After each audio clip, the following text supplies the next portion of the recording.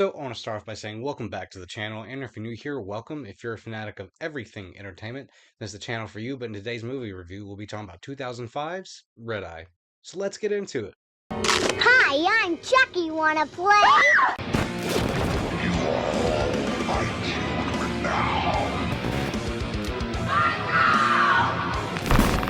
Fuck you! Jason, Mother is talking to you! They're coming to get you, Barbara.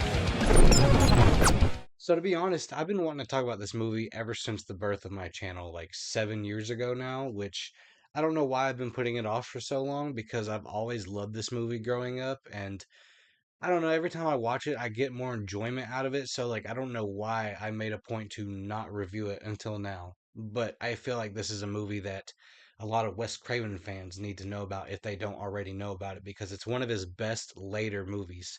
Like, within the last 10, 15 years of his life, this is definitely like top tier for me. But with that said, let's move on to the things that I did like about this movie. So the main thing that I always get out of this movie is the dynamic and performances of Rachel McAdams and Cillian Murphy, which they have great chemistry regardless of whatever segment this is, because this movie does feel like three different movies in one, but in a good way. But I'll get into that a little bit later. Also, I think this is the first movie that I ever saw with Rachel McAdams, and this made me a big fan of hers. Actually, I just had a big crush on her for the longest time. And now you guys see why Lil Dicky made that song Mr. Rachel McAdams. I thought that was the funniest thing, but that would have been my anthem when I was like 6 or 7 years old after seeing this movie. But Cillian Murphy, this is not the first movie I've seen of his, I don't believe. I think it was 28 Days Later. So I went from 28 Days Later to this to Batman Begins, so on and so forth. Cillian Murphy is one of my favorite actors of all time, and this movie is a good example as to why, because he plays such a great character in here. Basically, a play on Jack the Ripper, Jack Ripner, or whatever. But I thought that was the funniest thing. And in this movie, in every movie that he's in, he gives a top tier performance. This one included. He plays two versions of himself. Like in the beginning, there's this little meet cute between him and Rachel McAdams, and you fall for it because they have great chemistry. And like, if they didn't get to know each other, or if none of this stuff happened within the later half of this movie, you could see them being a couple because they have such great chemistry. Like, I love that. But his performance in there, great. His performance later on when he's very threatening, it shows, man. It shows. Then you got other cast members in here like Angela Patton, Kyle Gallner in one of his earlier roles. Like Kyle Gallner, he is he's underrated in the world of horror, but he's starting to get his recognition within like specific communities in the horror community, if that makes sense. Like very few people know about him, but the people that do know about him are really big fans. But this is one of his earliest performances, and you can never get enough of Kyle Gallner. And then you got Brian Cox in here. I love him. Like him in this movie, and then The Ringer, and then The Ring, like crazy performances, throughout the whole thing. And he never plays himself. And in Super Troopers, I loved him in Super Troopers. Like he never plays the same character every time, and I love that. And in this movie, he's playing Rachel McAdams' dad, so you don't see him as much as you would like to, but he always has this presence throughout the movie. And then we also have Jayma Mays in here, and then Robert Pine, which is Chris Pine's dad, which I thought was really cool. And then his wife in here, like Robert Pine's wife in here, she's an unknown. I think this was her first movie, and Wes Craven seen her and was like, "Yeah, you fit this character. I want you in my movie." And I'm like, "What? Does she come off like that in real life?" And then another thing I love about this movie is the runtime in here. It's 85 minutes, so it's a quick breeze. Regardless if you don't like this movie or not, at least it goes by pretty quickly. And sometimes when you don't really want to watch a 2+ hour film, you can never go wrong with like an hour 20, hour 30 film. And then the story in here, I really liked it. It starts off with this little meet cute between Rachel McAdams and Cillian Murphy, to where, they're at the airport and they may never see each other again. And they just so happen to be on the same plane. And, for like the first 5 minutes of them being on the plane, you're like, okay, I could see them being a couple. And then like Cillian Murphy turns and it turns out he's a terrorist, or he's a middleman. And I thought that was the coolest thing. But this movie is pretty simple as well. Like Rachel McAdams has to make a phone call back to where she works at a hotel, which she needs to forcefully assassinate, this politician, and then the terrorists go after him, and then they have to move him to a different room in order to kill him. But towards the end, you know, she fights for her life, she fights for her dad's life, and she fights for the politician's life as well. And then I've brought this up before, sort of.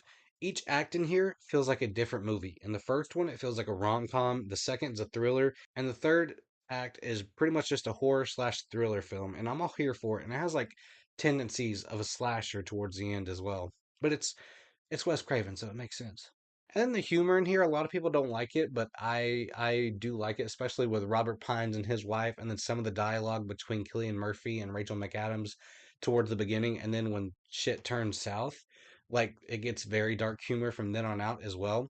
It's just I'm a fan of this humor. I don't know if it's because I grew up with this movie and it's just very nostalgic or what, but some people always complain about it, but I never get it. I'm a fan of the humor in here. So with that said, let's move on to the things that I didn't like about this movie. You have to have a very big suspension of disbelief in order to watch this movie because there's so much going on in this movie that would not happen and it just doesn't make sense. There's a scene where Killian Murphy headbutts Rachel McAdams on the plane, and you mean to tell me that nobody saw that? Like, you mean to tell me that everyone's asleep on this plane? There's got to be a few people up, wide awake or just aware of their surroundings.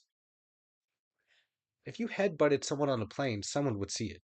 And then how do they not hear the conversation that's going about? Because there's people in front of them, there's people behind them, and there's people beside them as well. And I'm like, how do you guys not hear the conversation that's going on? Because sometimes even when you have try to whisper in a conversation, in a closed space, like you're gonna hear some dialogue. You know what I'm saying? So I've never been on a plane, so tell me if this makes sense, okay?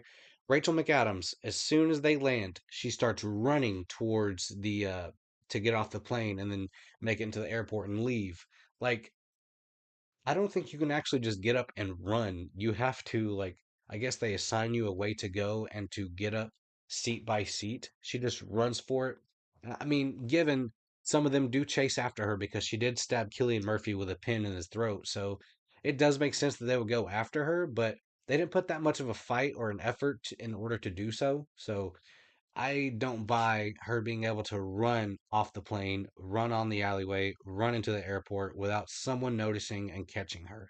And also, wouldn't they been arrested after that flight attendant made the comment about this isn't a hotel and they make jokes about the Mile High Club? Like, that's illegal, right? Like, they wouldn't just brush that off because you do see Rachel McAdams and Killian Murphy come out of the bathroom together. So, like, it just doesn't make sense to me. And one last thing.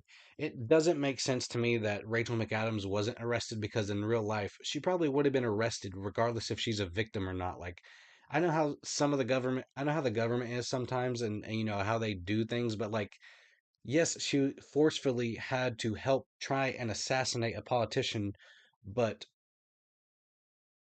sometimes in real life you would still go to prison for that, but I'm glad that she didn't. I'm not saying I wanted her to, it just didn't make sense that like they didn't try and do that, you know what I'm saying? But yeah, those are like my only things that I'm negative about is just some of the things that you have to really look past because it just doesn't make sense. But other than that, this is one of my favorite Wes Craven movies. Like, yeah, I might have went on a tangent for like the last 2 or 3 minutes, but I genuinely love this movie and is why I'm going to be giving 2005's Red Eye an overall grade of an 89%. So let me know in the comments below if you love this movie or not, or if you just flat out hate it, because I know some people aren't a big fan of this, but I do think it's one of Wes Craven's best in the last 10, 15 years of his life. And this is one that's very nostalgic to me. I always get a kick out of watching this movie. And hell, even later on, I might give this a higher grade, but it's just critically thinking, I just had some things that I'm like, that just doesn't make sense. But, anyways, I just want to say thank you as always for watching my videos. And with that being said, I hope to see you in the next one.